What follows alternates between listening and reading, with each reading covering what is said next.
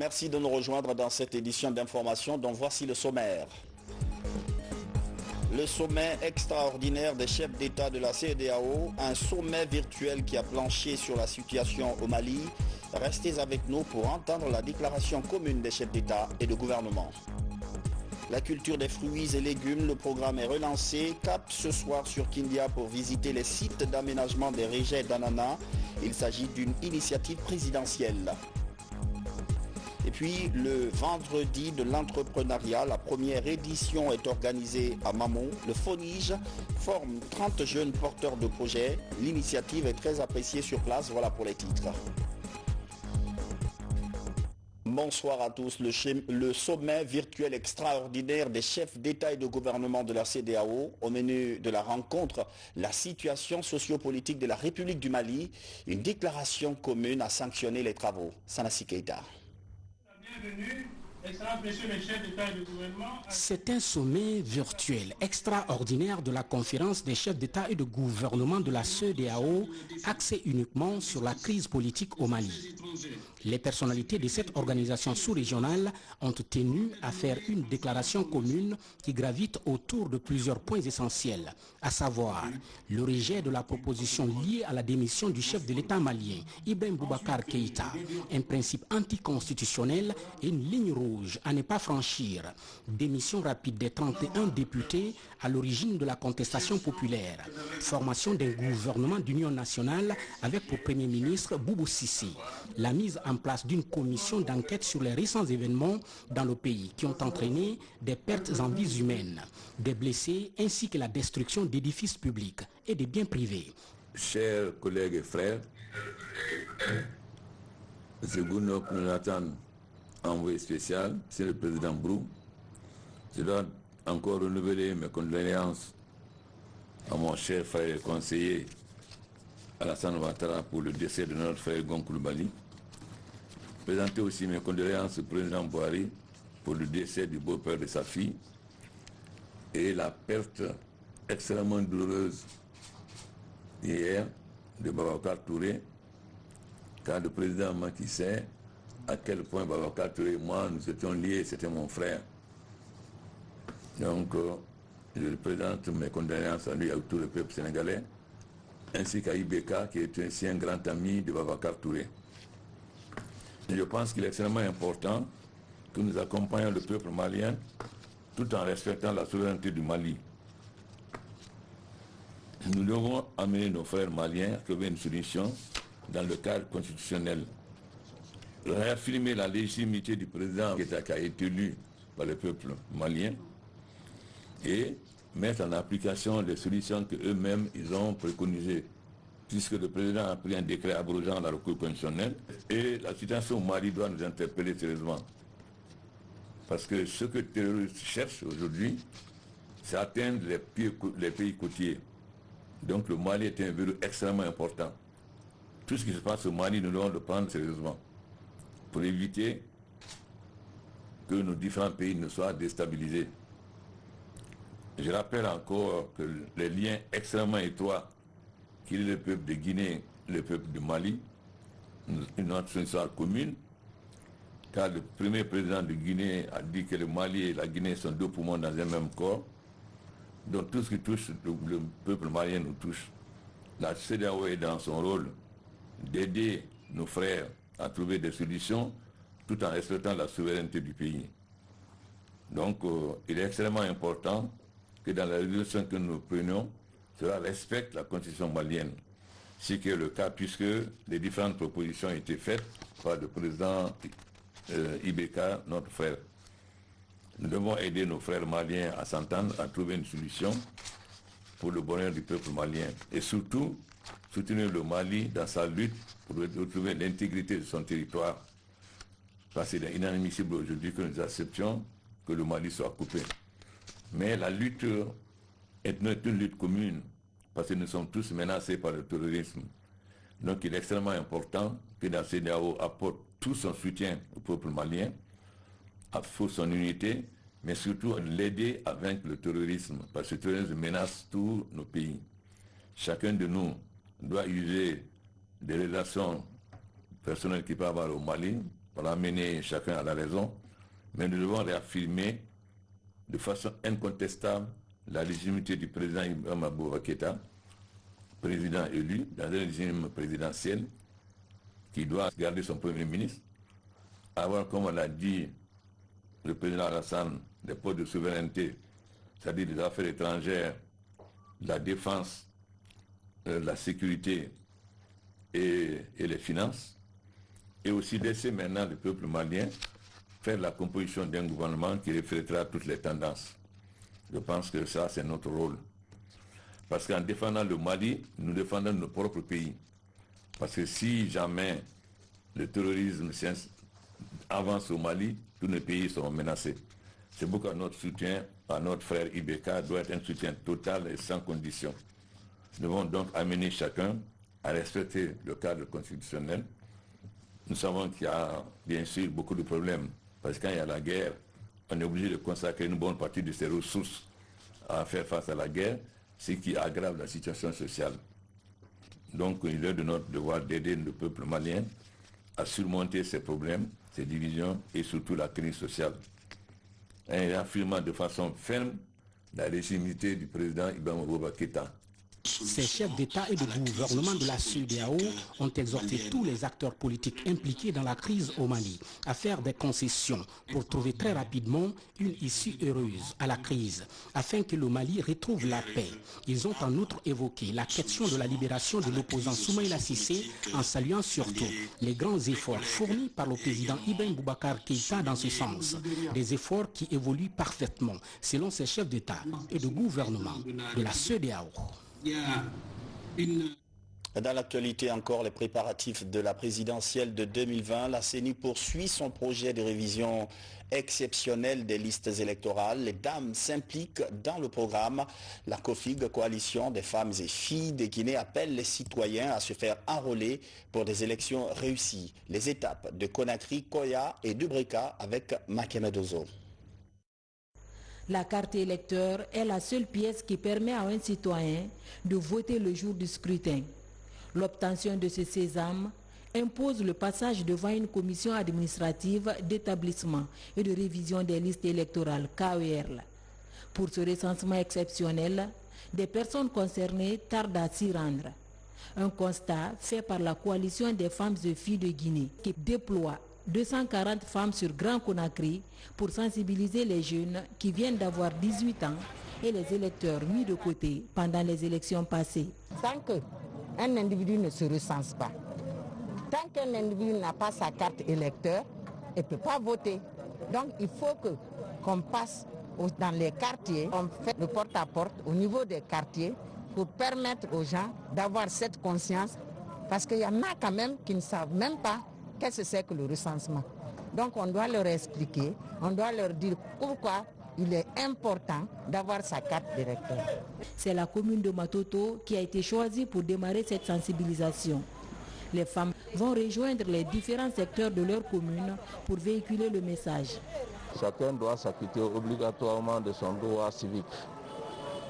Commencer par le recensement, les enrôlements, le retrait des cartes d'électeurs, mais tout doit commencer par le recensement. À l'approche de chaque élection, la coalition des femmes et filles de Guinée mobilise un grand nombre de personnes pour sensibiliser les citoyens. Pour la présidentielle du 18 octobre prochain, le message à passer sur le recensement est de convaincre tous les citoyens à l'âge de voter sur l'importance de l'enrôlement dans un processus électoral. À Kindia, le message est porté par la ministre du Tourisme. Elle rentre d'un séjour de travail dans la ville capitale des agrumes. L'enjeu électoral et le recensement étaient au cœur de cette mission élargie aux communautés rurales. En effet, après Kindiaville, la délégation s'est rendue à Souguetar. Compte rendu, Hadia Toubari. Dans la ville des agrumes, ils étaient plusieurs électeurs à avoir des difficultés dans le fichier électoral passé. Pour rectifier ces anomalies, une forte sensibilisation est initiée à l'avantage de se faire enrôler. Ceci pour pouvoir décider du choix de son responsable lors de l'élection présidentielle qui pointe à l'horizon. Il n'y a pas plus important que d'être enrôlé. Nous demandons que tous ceux qui, puisqu'il y a une période de révision qui est ouverte là, que tous ceux qui ont eu 18 ans et plus viennent se recenser. Pour ceux qui ne sont pas recensés, pour ceux qui sont recensés, qui viennent vérifier, qui fassent une révision de leur carte d'électeur. Ça, c'est une affaire, c'est notre affaire à nous. Ce n'est pas une question de positionnement politique, c'est une question citoyenne. Donc nous demandons, nous interpellons, nous invitons tous les Guinéens à se faire recenser. Nous allons continuer à mener notre activité dans le cadre de la sensibilisation pour que les citoyens comprennent que c'est leur droit d'être mis sur la liste électorale et d'exprimer leur suffrage le 18 octobre 2020. De Kindia-Ville, la délégation s'est rendue dans le district de Walia, à Linsang en passant par la sous-préfecture de Sougueta. Ici, les populations ont réitéré leur engagement à soutenir les actions du chef de l'État. Les populations de Sougueta se sont mobilisées massivement pour pouvoir recevoir leurs filles et prendre des engagements. Montrer que l'électrification de Sougueta par le chef de l'État, son Excellence M. le professeur Fakonde, a été une très bonne chose, un moyen de développement pour la sous-préfecture de Sougueta. À travers cela, au nom de leurs filles aussi, ils ont pris l'engagement de voter massivement lors des élections prochaines.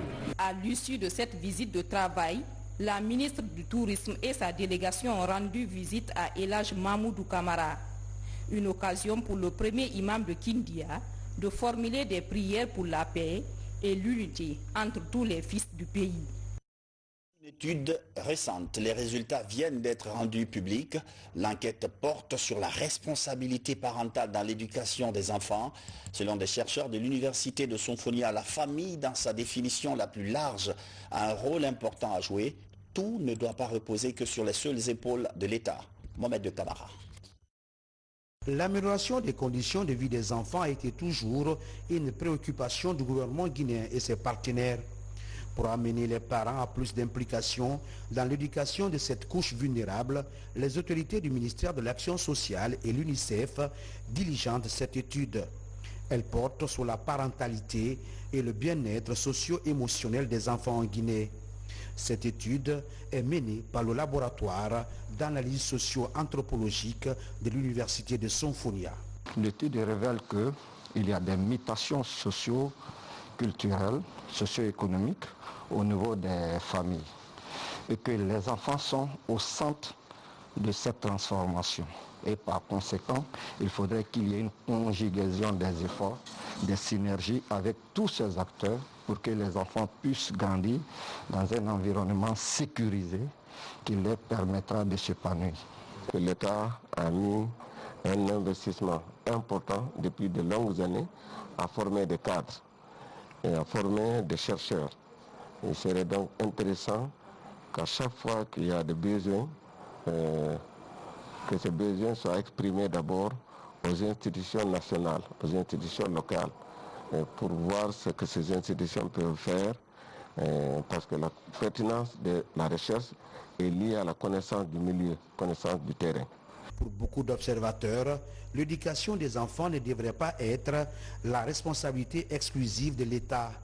Les parents, la communauté et autres structures familiales doivent jouer leur partition. La première personne vulnérable au monde, c'est l'enfant. C'est l'enfant qui passe sa petite enfance au niveau de la famille, au niveau des parents. Donc il faut que les parents soient informés de leur rôle, de leur mission vis-à-vis de l'enfant. Selon le dernier recensement général de la population et de l'habitat, les enfants représentent 44% de la population guinéenne. Leur encadrement constitue pour l'État un réel défi. Des enfants récemment, des images chocs étaient devenues virales sur Facebook et avaient fait le tour du monde. Elles montraient 3 enfants nus, une fillette et 2 garçons dans des positions très peu convenables. Le sujet interpelle des associations en charge de l'enfance. Une ONG guinéenne vient de lancer une campagne de sensibilisation suppliant les parents de mettre les enfants à l'abri des réseaux sociaux. Samara Tolno.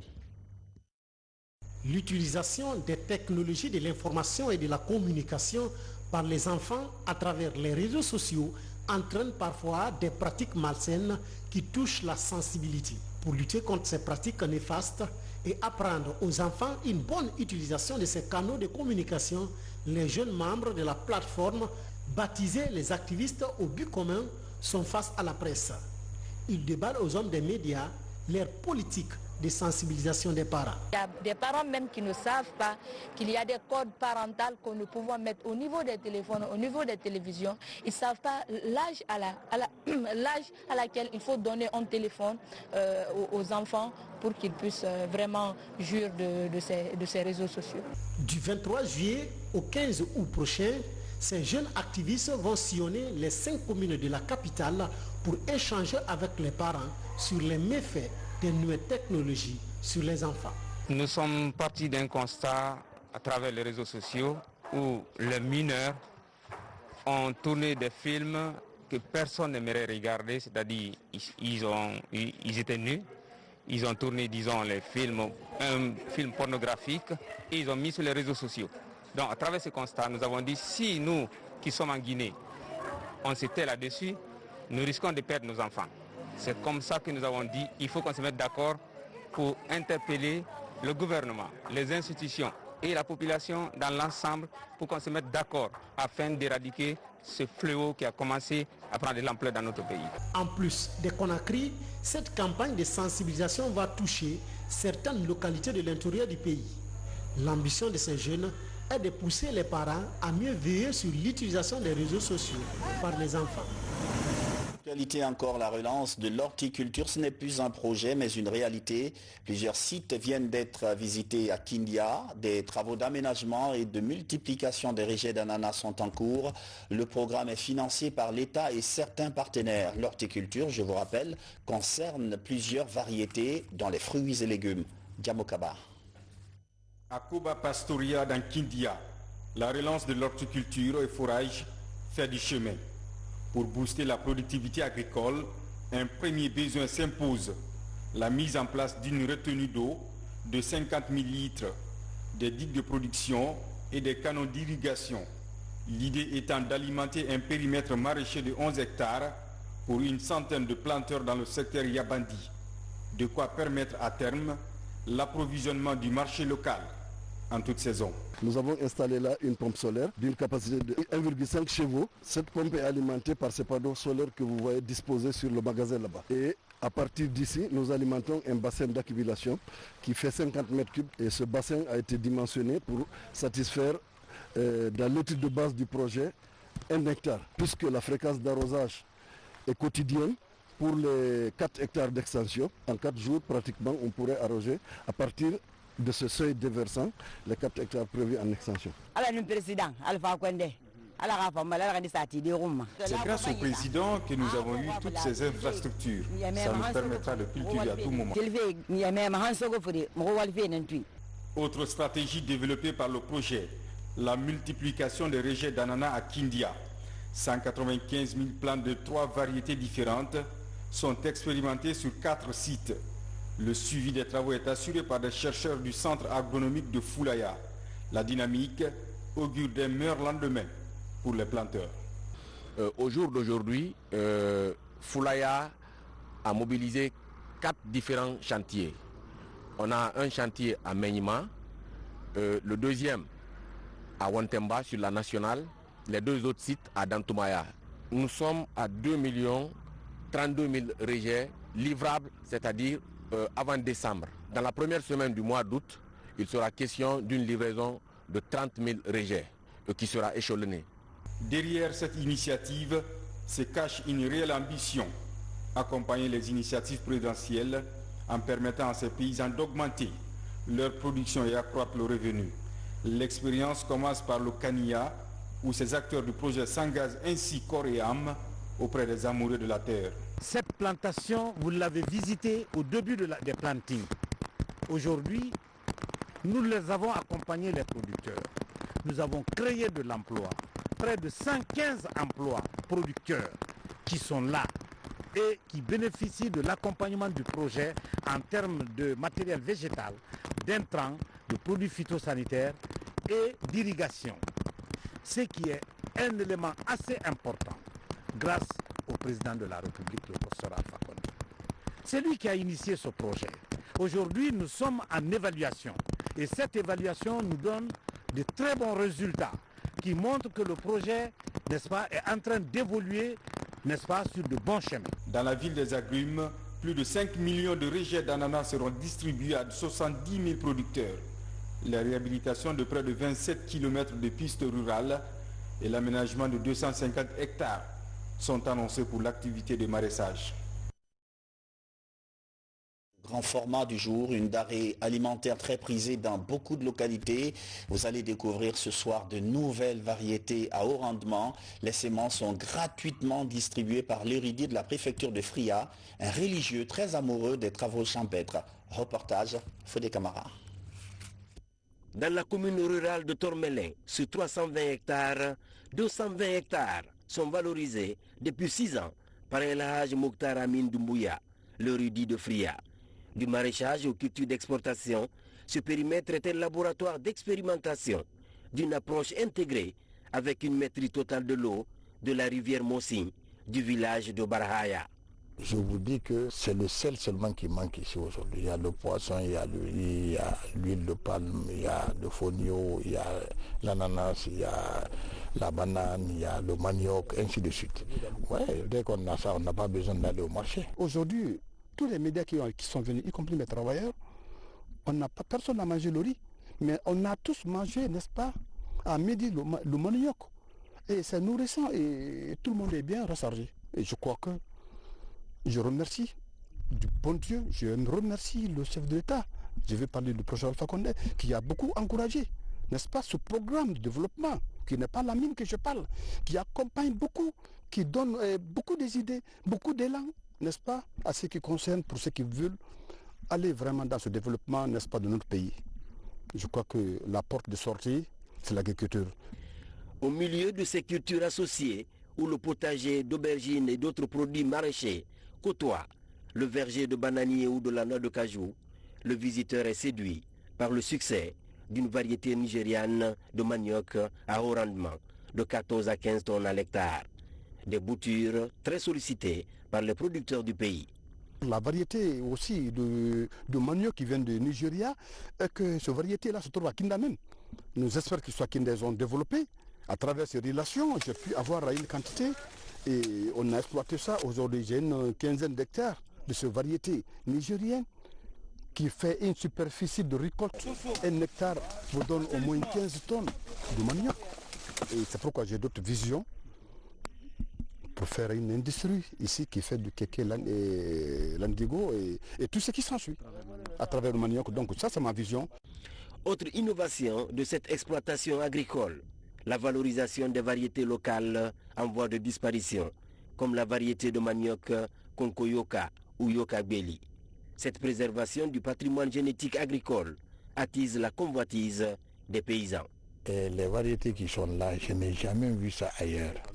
Et c'est des variétés qui ont commencé à disparaître. Lui, il est en train de les faire venir. Donc, il est en train de mettre en valeur tout ce qui est guinéen.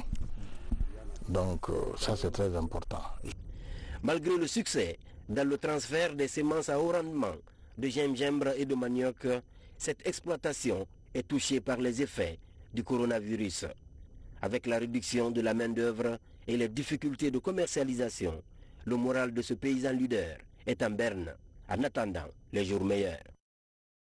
Santé, l'actualité, c'est toujours le coronavirus. La solidarité envers les malades ne faiblit pas. Le groupe GB Food, qui évolue dans l'agroalimentaire, vient de mettre des vivres à la disposition des patients. Le don est remis à l'Agence nationale de sécurité sanitaire. Mamadi Terna Kamisoko. Face à l'ennemi commun, le coronavirus, la solidarité nationale ne faiblit guère. La société GB Food, qui évolue dans l'agroalimentaire, apporte du réconfort aux malades du Covid-19. Un lot important de cartons de mayonnaise Bama, de bouillons de jumeaux et de tomates Gino compose le don offert à l'Agence nationale de sécurité sanitaire. Une contribution alimentaire dans le but d'améliorer davantage la qualité nutritionnelle des plats offerts aux patients Covid pendant leur séjour dans les centres de prise en charge.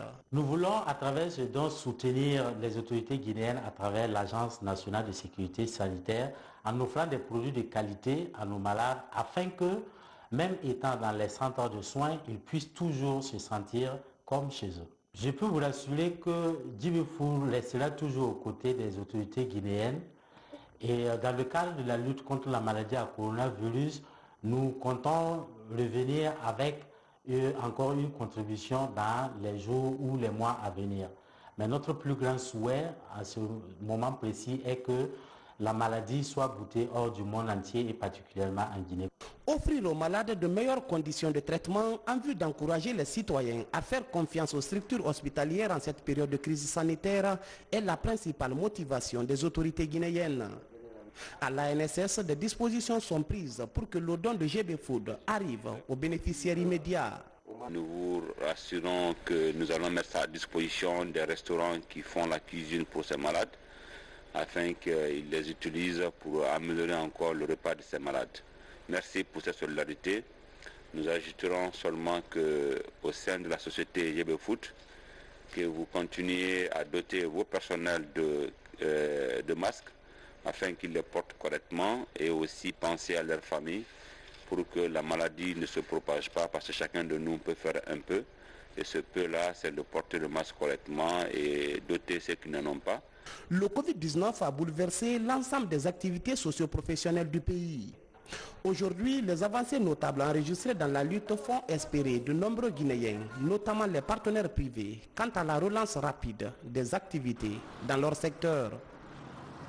Dans le même élan, il y a le programme Stop Covid en 60 jours. La société civile accompagne les autorités sanitaires dans la réussite du projet. Elle distribue des masques dans les ménages et dans la rue. L'opération se déroule dans les 5 communes de Conakry. Younes Atawel Kamara. C'est une nouvelle stratégie pour freiner la propagation du coronavirus en Guinée. Elle est enclenchée par le Conseil national des organisations de la société civile guinéenne en partenariat avec l'Agence nationale de sécurité sanitaire. À travers cette stratégie communautaire, les agents sont déployés dans les 5 communes de Conakry pour distribuer gratuitement des bavettes aux citoyens. Les usagers de la route et certains ménages de la capitale sont visés par ce projet communautaire. Aujourd'hui, nous avons démarré la sensibilisation et la distribution des kits sanitaires au Grand Carrefour de Lambani. Cette action consiste à distribuer les bavettes pour aider la population à ne pas être en porte-à-faux avec la loi qui est censée leur dire de ne pas sortir sans porter les bavettes au risque de payer 30 000 francs. Quand on nous donne cadeau, c'est satisfaisant aussi.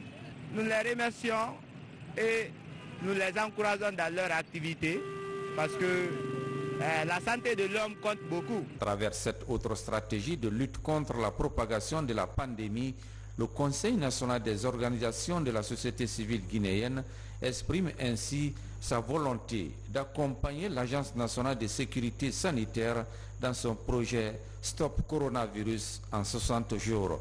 L'Agence nationale de la sécurité sanitaire a mis à la disposition du CNOX 950 000 masques. Suite au lancement de la stratégie communautaire Stop Covid 2019 en 60 jours, mobilisons-nous.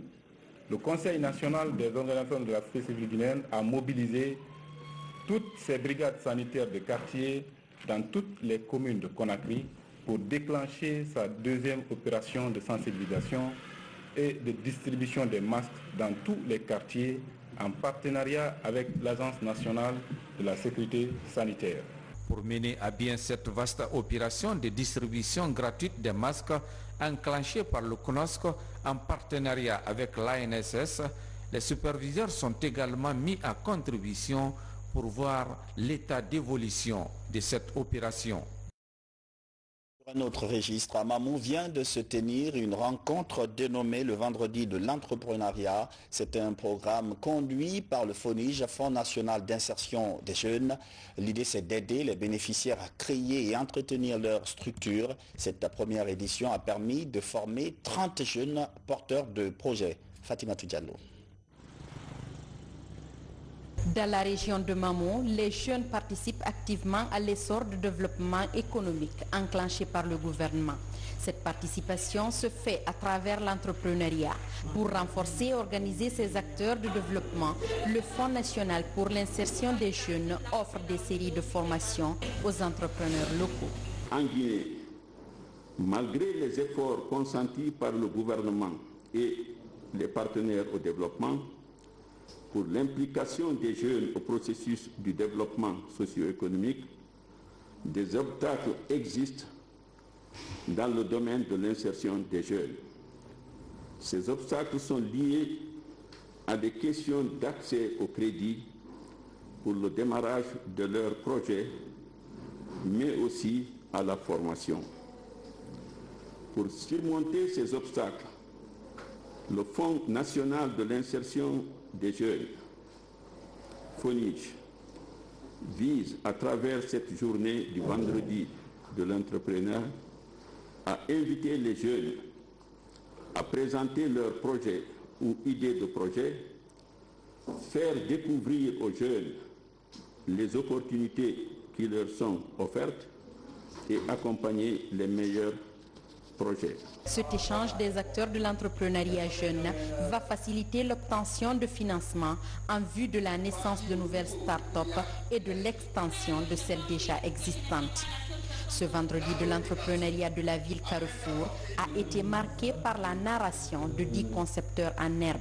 Mon projet consiste à l'installation d'une unité de production d'aliments à volaille. Vous n'êtes pas sans savoir, à Dalaba, c'est un zone qui est propice pour l'élevage des poules.